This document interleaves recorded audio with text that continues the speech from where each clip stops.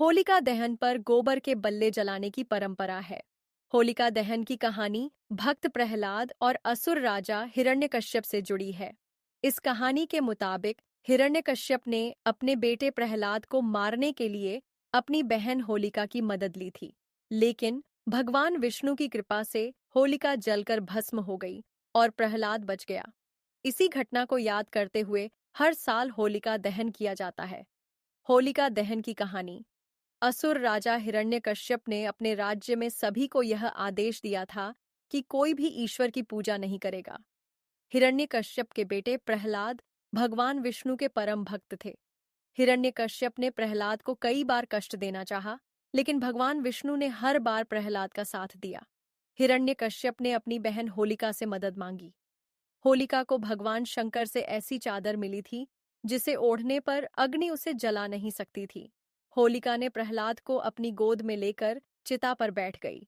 दैव योग से वह चादर उड़कर प्रहलाद के ऊपर आ गई, जिससे प्रहलाद की जान बच गई और होलिका जल गई। पौराणिक कथाओं के मुताबिक होलिका असुर, दानव जाति की थी। असुरों को देवताओं का दुश्मन माना जाता था और वे शक्तिशाली योद्धा होते थे। होलिका असुर राजा हिरण्यकश्यप और हिरण्याक्ष की बहन और प्रहलाद की मौसी थी। होलिका से जुड़ी कुछ और बातें। होलिका को सिंहिका के नाम से भी जाना जाता है। होलिका को ब्रह्मदेव से वरदान मिला था कि अग्नि उसका कुछ नहीं बिगाड़ पाएगी। हिरण्यकश्यप भगवान विष्णु को अपना दुश्मन मानते थे। हिरण्यकश्यप के कहने पर होलिका प्रहलाद को मारने के लिए अपनी गोद में बैठाकर आग में प्रवेश कर गई थी। भगवान विष्णु की कृपा से तब भी भक्त प्रहलाद बच गया और होलिका जल गई।